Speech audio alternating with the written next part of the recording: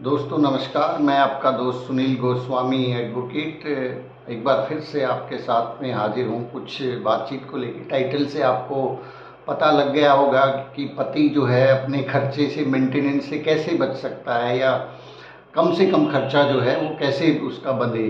क्योंकि आज के टाइम में आप देखते हैं मैट्रिमोनियल जो है वो बहुत सारे लिटिगेशन आज के टाइम में बढ़ गए हैं और मैट्रिमोनियल लिटिगेशन में बहुत बड़ी प्रॉब्लम जो है हस्बैंड्स को फेस करनी पड़ती है कि वो खर्चा जो है, कोर्ट्स जो है कई तरह के प्रोविज़न है लॉ में, जैसे कि 125 सीआरपीसी के तहत और डोमेस्टिक वायलेंस के तहत या फिर हिंदू मैरिज एक्ट से रिलेटेड केसेस जो डलते हैं सेक्शन 9 सेक्शन 13 का, उनके तहत जो है कहीं ना कहीं एक मेंटेनेंस, मंथली मेंटेनेंस जो है वो बन जाता है।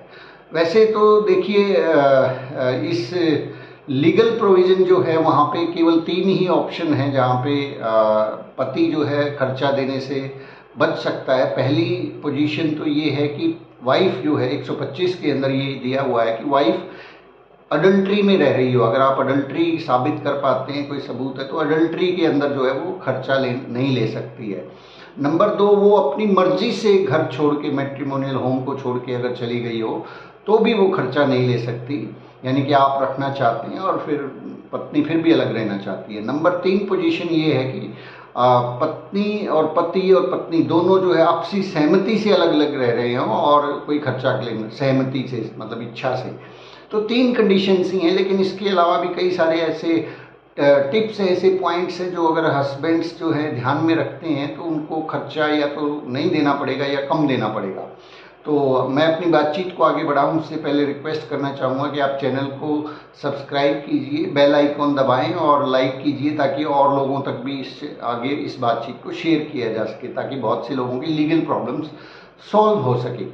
तो सबसे पहले तो आपको ये ध्यान रखना है कि आप जब हस्बैंड एंड वाइफ जो है रह रहे हैं तो वहाँ पे अगर आपको कोई पता लगता है, कोई ऐसा लगता है कि जैसे कि वाइफ कहीं किसी जगह अडल्ट्री में जा रही है या उसका किसी के साथ में एक्स्ट्रा मैरिटल अफेयर है, ऐसे रिलेशनशिप्स हैं, तो ऐसे चीज़ों को सबूत के रूप में इकट्ठा करना शुरू करें। मतलब रिकॉर्डिंग के रूप में या कोई लेटर है या कुछ भी है, मतलब आपको एविडेंस चाहिए। कोर्ट के अंदर केवल आपकी ओरल एविडेंस के ऊपर चीज़ों का फैसला नहीं होता, आपको सबूत पेश करने होते हैं कोर्ट के अंदर। कोर्ट के अंदर आपको किसी भी चीज़ का आप अगर एलिगेशन लगाते हैं तो उसको साबित करना पड़ता। तो उस साबित करने के लिए आप व्हाट्सएप के चैट्स हैं और कोई कन्वर्सेशंस हैं या कोई और सबूत आपके हाथ लगता है तो कलेक्ट द एविडेंस। अगर ऐसी सिचुएशन आपको लगती है कि आपके रिलेशनशिप खराब हैं या ऐसा हो सकता है, पत्नी केस डाल सकती है, तो ऐसे एविडेंस को जो है वो कलेक्ट कीजिए ताकि आपको वो फ्यूचर के अंदर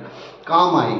और उसके बाद जो है जब भी केस आपका डलता है कि को किसी तरीके से अगर बात बिगड़ जाती है, वैसे तो मैं पर्सनल सजेशन ये देना चाहूँगा कि मैट्रिमोनियल रिलेशन ऐसा है कि इसको हर हाल में बचा के रखना चाहिए, कोई ना कोई प्रयास करना चाहिए, कोई आप अपने लोगों के माध्यम से अंडरस्टैंडिंग एक दूसरे को समझें, मतलब इसमें झगड़ा ना हो तो बढ़िया है। लेकिन फिर भी अगर हो जाता है तो उसके बाद क्या प्रोसीजर है, कैसे कैसे हम उस केस को डील कर सकते हैं। तो पहली चीज़ तो मैंने बताई कि आप कुछ एविडेंस ऐसे रखें, एविडेंस ऐसे कलेक्ट करें अगर है तो, मतलब फेक एविडेंस नहीं बनाना है, झूठी चीज़ें नहीं बनानी। झूठी चीज़ें फिर कोर्ट्स में पकड़ी जाती हैं तो फिर उन चीज़ों के लिए आपको सज़ा भुगतनी पड़ सकती है, आपको फॉल्स एविडेंस के अंदर प्रोसिक्यूट किया जा सकता है। ध्यान रखें, रियल जो चीज़ें हैं उन्हीं को आप कलेक्ट करें। और उसके बाद जब केस शुरू हो जाता है तो सबसे एक बहुत इम्पॉर्टेंट चीज़ है, आपका केस जिस जज के सामने लगता है वो एक ह्यूमन बीइंग है। और हर ह्यूमन बीइंग जो है ना, ह्यूमन बीइंग होता है, उसका एक नेचर होता है, उसको भी अच्छी चीज़ें पसंद होती है। तो अपने आप को जब कोर्ट में प्रेजेंट करें तो वहाँ पे एक शालीनता के साथ पेश हों। कोर्ट्स के अंदर जब भी आपकी प्रेजेंस मार्क होती है, आपको बुलाया जाता है कोर्ट के सामने मीडिएशन के लिए, शालीन तरीके से वहाँ पे जाएं। ऐसे नहीं कि भाई हाथों में कड़े हैं, ये है वो है, फूंफा करके नहीं जाना होता है कोर्ट्स के अंदर। एक बहुत सभ्य तरीके की आपकी ड्रेसिंग सेंस जो है वो बहुत कुछ मायने रखती है, क्योंकि जज वहाँ बैठा है, उसको नहीं मालूम कि आप क्या हैं, आप कौन है। आपकी अपीयरेंस, कहते हैं ना, first appearance, first impression is the last impression. आपका इंप्रेशन ऐसा हो, बहुत महंगे कड़े, घड़ियाँ, ऐसी चीज़ें, मोबाइल फ़ोन, ऐसे बड़े बड़े ऐसी ऐसी चीज़ें अगर आप हाथ में आपके आपके हाथ में उंगली के छल्ले के अंदर जो है ना, उंगली छल्ला अपने होंडा सिटी का गाड़ी का है, और आप कह रहे हैं कि मैं तो कुछ भी नहीं कमाता हूँ। आपके जो है यहाँ पे कड़ा है, सोने का कड़ा है, एक मोटी चेन है, और ऐसे वाहियात टाइप की ड्रेस अगर हमने डाली हुई है, तो ड्रेसिंग सेंस का प्रॉपर ध्यान रखें। आप जैसे हैं, आप यथास्थिति के अनुसार, मतलब वहाँ पे कोई फैशन शो नहीं चल रहा होता कि आप बहुत अच्छे सज धज के वहाँ पे जाने वाले हैं। आप बिल्कुल सिंपल सिटी के साथ में कोर्ट्स के सामने अपीयर हो, और कोर्ट्स के सामने जब आप अपीयर होते हैं तो वहाँ पे आपको जज साहब से बहस नहीं करनी है फालतू की। ऐसे कई बार जो एक हम लोग, मैंने देखा है कि बहुत सारे लोग खुद ही बहस करना शुरू कर देते हैं, तो भाई फिर वकील क्यों किया है? अब वकील को बोलने दे, आपसे जितना पूछा जाता है आप उन चीज़ों का सिंपल सिटी के साथ, बिना कोई हो हल्ला किए, बिना कोई शोर पुकार मचाए, सभ्य तरीके से चीज़ों को रिप्लाई करें, क्योंकि क्वेरीज कोर्ट की तरफ से आती हैं और इस तरह के केसेस में अक्सर आती है। तो शालीनता के साथ में कोर्ट्स के सामने पेश हों। फिर उसके बाद कई सारी ऐसी चीज़ें होती हैं, जैसे कि आप कि जितने भी खर्चे हैं आपसे रिलेटेड, आपके माता पिता से रिलेटेड, आपके फैमिली से, बच्चे अगर आपके पास हैं तो उनसे रिलेटेड, और आपके छोटे भाई बहन हैं, जो भी आपके ऊपर डिपेंडेंट हैं, उन खर्चों का सारा हिसाब किताब रखें। क्योंकि जो आपकी इनकम है, उस इनकम के अंदर से ये खर्चे भी मायने रखते हैं। खर्चों को देख के ही आपका खर्चा, आपकी वाइफ का मेंटेनेंस बनने वाला है। अगर आपके पास रिकॉर्ड ही नहीं है, आप सिर्फ हवा में बातें कर रहे हैं कि मैं इतने वहाँ खर्च, मैं तो साहब 20,000 कमाता हूँ, 20,000 में से मेरा तो खर्चा ही 19,000 हो जाता है। You have to prove things, और एक एफिडेविट फाइल करना होता है कोर्ट्स के अंदर, आपको इनकम एफिडेविट जिसको बोलते हैं।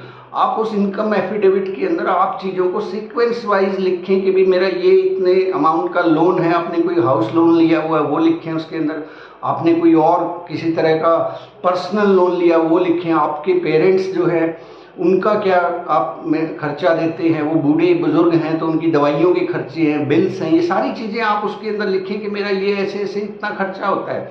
और हाँ, एक और बहुत इंपॉर्टेंट बात ये मैं आपसे शेयर करना चाहूँगा। कई बार देखा गया मैट्रिमोनियल केसेस में, जैसे ही शुरुआत होती है तो अक्सर हस्बैंड जो है अपने आप को डिसऑन करवा लेता है, अपने आप को अपने पेरेंट्स से जो है अलग दिखाने के लिए अखबार में निकलवा देते हैं और उन चीज़ों को पेश करते हैं।